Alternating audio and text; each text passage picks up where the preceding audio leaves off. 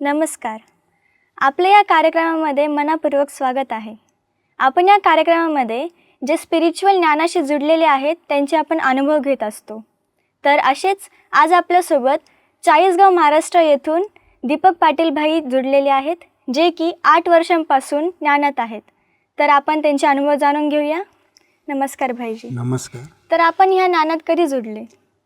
या ज्ञानामध्ये मला जून 8 वर्ष झाले. तर ज्ञानात येण्याचा अगोदरचा अनुभव म्हणजे माझी जेव्हा परभणी जिल्ह्यामध्ये डेप्युटी इंजिनियर म्हणून पोस्टिंग होती, तिथे असताना आम्हाला आमच्या सगळ्या स्टाफला गंगाखेड सेंटरवरनं ब्रह्मभोजनाचं आमंत्रण आलं.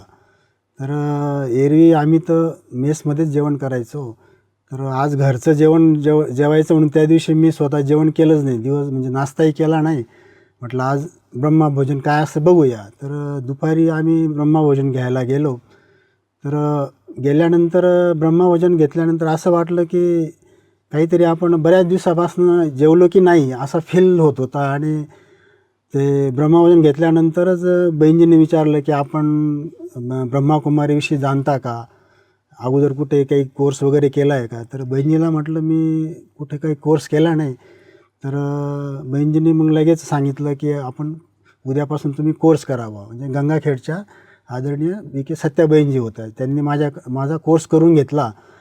म्हणजे असं एकंदर तर मला म्हणजे असं मला कळतं की माझा जन्म हा ब्रह्मभोजनातच झाला. तर आपण ब्रह्मभोजनचं काही सांगू शकता का? ते काय ब्रह्मभोजनाचं वैशिष्ट्य असं आहे की ते भोजन ग्रहण केल्यानंतर आपल्यामध्ये एक दैवी संस्कारांचं जसं आपण औषध घेतल्यानंतर बरं होतो, त्याप्रमाणे ब्रह्मभोजन घेतल्यानंतर मला असं वाटलं की मी काहीतरी एक वेगळ्या दैवी संस्काराच्या अँगलने मला काहीतरी मार्गक्रम करायचा आहे बा. म्हणजे ब्रह्मभोजन एक सात्विक आहार असतो आणि तो परमात्म्याच्या आठवणीखाली बनवलेला असतो. त्यामुळे परमात्म्याचे जे काही गुण आहेत ते गुण आपल्यामध्ये अंगीकारण्यासाठी हा ब्रह्मभोजनाचं हे फार वैशिष्ट्य आहे. तर जेव्हा तुम्ही या संस्थेत जुडले तेव्हा तुमच्या घरच्यांचा काही विरोध होता का? तसं कोणाचाच विरोध नव्हता घरच्यांचा. कारण की आमच्या घरामध्ये आमचे लौकिक वडील धार्मिक होते. आई पूजा अर्चा करायची, पण तिचा जास्त कर्मावर विश्वास होता. आणि मी कॉलेज लहानपणापासूनच जरा भक्ती मार्गामध्ये असल्यामुळे तसा काही विरोध झाला नाही.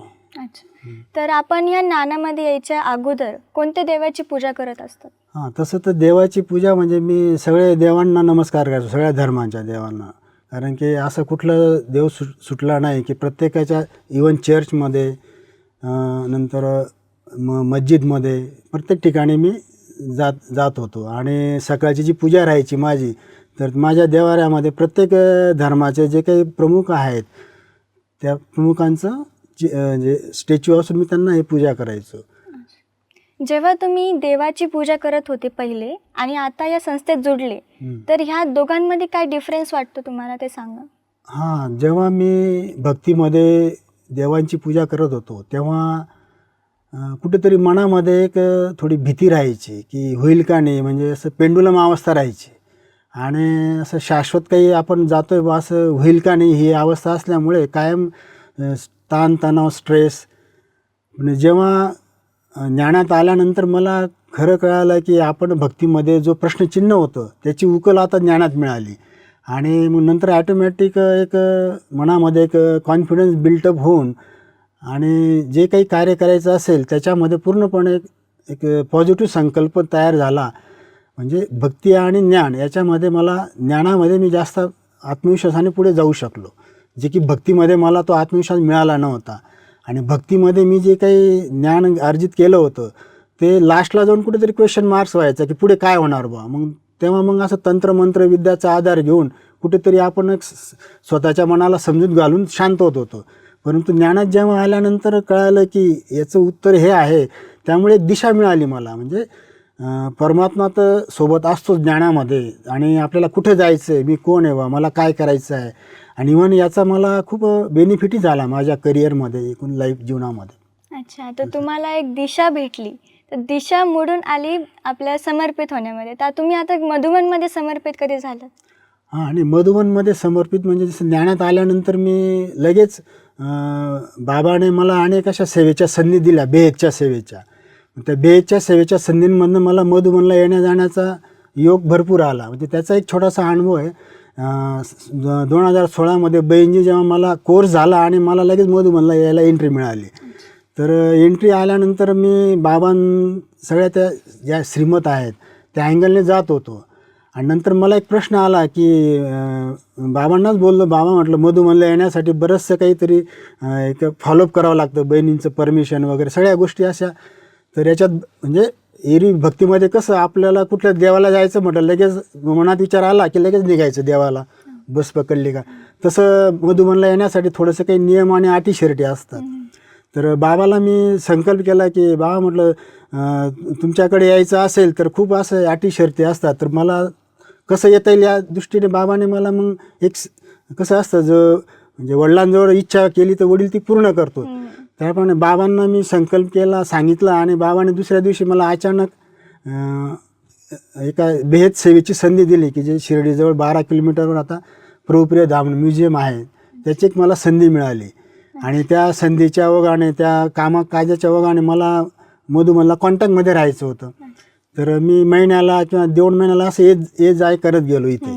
त्यामुळे ती एक मला येण्याची संधी मिळाली. आणि याच्यातून मला की आता पुढचं जीवन जे आहे की आपण कसं असतं, कोणाला असा हिरा जर मिळाला ना, त्या हिऱ्याची किंमत त्याला कळाली, तो ॲटोमॅटिक त्या हिराला प्राशन करण्याची तळमळ लागलेली असते. जसं तहान लागते याला, तर त्याप्रमाणे मला परमात्मा मिळाल्यानंतर बाकी सगळ्या गोष्टी माझ्यासमोर एकदम हे झाल्या. आणि करायचं तर आता सेवा करायची. आणि त्या दृष्टीने योगायोगाने मागच्या सप्टेंबरमध्ये समर्पणचं एक ट्रेनिंग झालं भाई लोकांचं, आणि यज्ञात पहिल्यांदाच एवढ्या मोठं समर्पण झालं. तर त्या दृष्टीने आता मी गेल्या 8 वर्षापासून बाबाच्या सेवेत माझा म्हणजे विशेष म्हणजे माझा जॉब सांभाळून, म्हणजे इवन एखादी मला बाबाची सेवा असेल, आता आमचं कसं असतं, माझ्या अंडरमध्ये 20-25 कर्मचारी असतात. म्हणजे मी एका सबडिव्हिजनचा HOD असल्यामुळे, तर जेव्हा मी बाबाची सेवा करतो किंवा एखादी बाबाचं काहीतरी काम असेल, तर त्यावेळेस मला जावं लागलं तर मला माझं जे ऑफिस आहे ते ऑफिस इनडायरेक्टली बाबा सांभाळतो.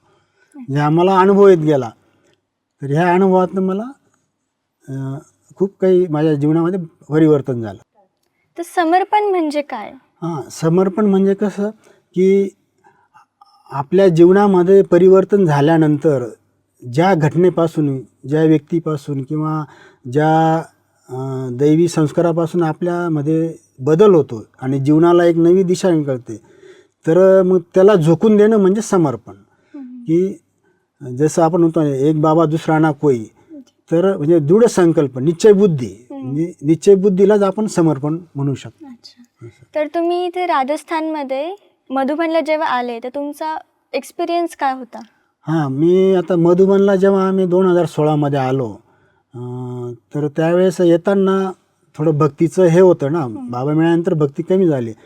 तर एक मेजर अनुभव म्हणजे कसं की भक्तीमध्ये आपण अंगठी घालतो, तर ती एक करंगळीत माझी अंगठी होती. कसं असतं, कुठेतरी माणूस हा एक बिलिव्हनेस असतो.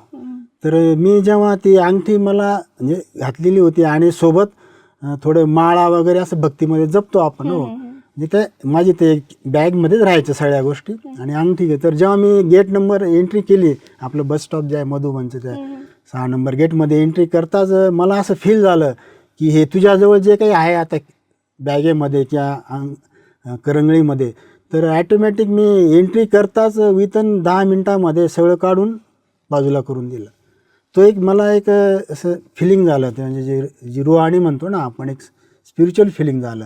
मग आमचे जे काही सहकारी होते, मोठे भाई शिंदेभाई म्हणे तुमची अंगठी कुठे गेली? म्हटलं याची गरज नाही म्हटलं आता, हो अंगठी ज्याने घातली तो परमात्माच आता इथे आहे म्हटलं. तो एक अनुभव मला खूप म्हणजे असं एक अविस्मरणीय अनुभव आहे की जेव्हा एखाद्यावर आपण पूर्णपणे डेव्होट होऊन जातो, नंतर त्याप्रमाणे एक डेव्होटेशन झाल्यानंतर जे परिवर्तन आपल्यामध्ये होतं, ते पहिलं परिवर्तन मला जाणवलं. आणि तिथनं मग मी जसा संकल्प केला, हो जर तुमच्या आत्म्यामध्ये किंवा मनामध्ये व्यर्थ काही नसेल, जो संकल्प केला तो सिद्ध होत गेला.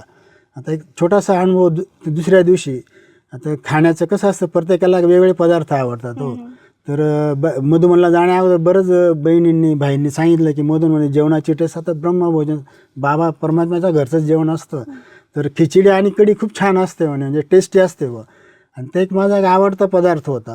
तर आता ते आल्यानंतर लेक्चर्स व्हायचे. लेक्चर्समध्ये सायंकाळ होऊन जायची, लेक्चर संपे पण 7:30-8 आणि डायनिंग हॉलला जाताना ते खिचडी ते संपून जायची, मूग डाळीची खिचडी. तर मला असं 2 वेळेस झालं. मग बाबांना मी सकाळी सांगितलं अमृतेला, "बाबा," म्हटलं, "मला खिचडी खायची आहे," म्हटलं. आणि तर त्या दिवशी मग खिचडी खायचा संकल्प केला. पण मी लेक्चर्स अटेंड करून 7:30-8ला डायनिंग हॉलकडे गेलो. तर मी गेल्यानंतर मी ताट घेतला आणि पहिलाच ताट मला खिचडीचा मिळाला. त्या दिवशी लेट खिचडी वाढली गेली. तर तो एक अनुभव आला, की जो आपण कसं लहान बाळ कसं आईला विचारतं, मला हे पाहिजे बुवा, तर आई काही असो, कुठूनही असो, ते त्याची परिपूर्ण इच्छा पूर्ण करते. तर तो अनुभव मला आला. तर जसं तुम्ही आत्ता बोलले की तुमची खिचडी खाण्याची इच्छा पूर्ण झाली, तर त्याच्यावरून आपलं हे कळतं की आपण जे निश्चय ठेवतो तर ते परमात्मा पूर्ण करतो. तर याबद्दल काय तुम्ही सांगू शकाल? हो, ते जे खरंच ते खरंच आहे. कारण की कुठेही आपण एक निश्चय ठेवला कुठल्याही गोष्टीवरती, तो निश्चय कसा असतो, आपल्या हृदयापासून आणि आपल्या पूर्ण संकल्पशक्तीपासून तयार झालेला असतो आणि ते ॲटोमॅटिक परमात्मा आपली पूर्ण करतो. निश्चय बुद्धी विजयंती, हे म्हणणंच योग्य आहे. तुमचं शिक्षण काय झालं आहे? हां, माझं शिक्षण आहे पॉलिटेक्निक नंतर पोस्ट ग्रॅज्युएशन केलं मी, मास्टर ऑफ इंजिनिअरिंग. नंतर associate member of engineering, AMI जे असतं, इंजिनिअरिंग लोकांचं मेंबरशिप असतं. नंतर इन्स्टिट्यूट ऑफ सिव्हिल इंजिनियर्स, की जे लंडनला आहे, त्याचं फेलोशिप मी मिळवलेली आहे. आणि FICAचं फेलोशिप केलं आहे. त्याचबरोबर व्हॅल्यू एज्युकेशनचा कोर्स आणि डिप्लोमा पण केलेला आहे. तर आता तुम्ही आत्माचा उल्लेख केला होता, तर तुम्ही हो. आत्माविषयी काय बोलू शकाल? हां, आत्मा म्हणजे कसं आपल्या इंद्रियांना जी एक चैतन्य शक्ती चालवते, की जी भ्रुकुटीमध्ये स्थित असते. हो, तिचं स्थान जे भ्रुकुटीमध्ये असतं, तर त्या शक्तीलाच आपण आत्मा असं म्हणतो, की जे आपले अनादि आदी संस्कार त्याच्यामध्ये असतात आणि भविष्यामध्ये जाताना सुद्धा आपण तेच अनादि संस्कार आत्म्याच्या स्वरूपात घेऊन जातो. जसं शरीर हे 2 पार्ट नाही, हे सांगड्याचं जे शरीर जे आहे, हे हाडामासाचं प्लस भ्रुकुटीमधला आत्मा, असा हा जीवात्मा, असं दोघं मिळून हे जीवात्मा बनलेला असतो. तर या नाण्यामध्ये येऊन तुम्हाला कोणता स्पेशल काही अनुभव झाला आहे का? हां, या नाण्यात येताना मला स्पेशल म्हणजे माझ्या करिअरमध्ये आणि प्रशासनामध्ये, प्रशासनातला अनुभव असा सांगता येईल, की जेव्हा मी एखादी प्रोजेक्ट करताना किंवा एखादी साईट बघताना किंवा एखाद्या कामाचं मूल्यांकन करताना ज्ञानाच्या अगोदर संभ्रमणात राहायचो. पण ज्ञान मिळाल्यानंतर एक कॉन्फिडन्स मला वाढला त्याच्यातला आणि परफेक्शन आलं त्याच्यामध्ये. म्हणजे मी जे ठरवलं ते 100% परफेक्टमध्ये त्यात मला यश मिळालं. हा मला मोठा बदल माझ्यात जाणवला. तर तुम्ही या संस्थेशी जुडले, तर तुम्हाला जे काही फायदा झाला ते आपल्या प्रेक्षकांना सांगू इच्छिता? या संस्थेशी जुळण्याचा फायदा म्हणजे माझ्यात जे काही परिवर्तन जे होतं, अगोदरचे काही संस्कार होते, थोडंसं डिप्रेशन, निगेटिव्ह, पेंडुलम अवस्था, असमंजसपणा एखाद्या गोष्टीविषयी, तर हे ज्ञान मिळाल्यानंतर माझ्यातले सगळे जे काही दुर्गुण होते, निगेटिव्हिटी, हे सगळे दुर्गुण हे फिनिश होऊन मला एक नवं चैतन्य स्वरूप निर्माण झालं. माझ्यामध्ये कॉन्फिडन्स बिल्टअप झाला आणि तिथून मी राजयोगाच्या माध्यमातून, राजयोगाच्या माध्यमातून मी स्वतःला ओळखून माझ्या ज्या काही करिअरच्या कक्षा आहेत, वेगवेगळ्या कक्षा, त्या माझ्या रुंदावल्या. हा मोठा बेनिफिट मला मिळाला याच्यामध्ये. तर मित्रांनो, आज आपण बघितलं की यांना स्पिरिच्युअल संस्थेमध्ये जुडल्यानंतर किती परिवर्तन झालं आहे.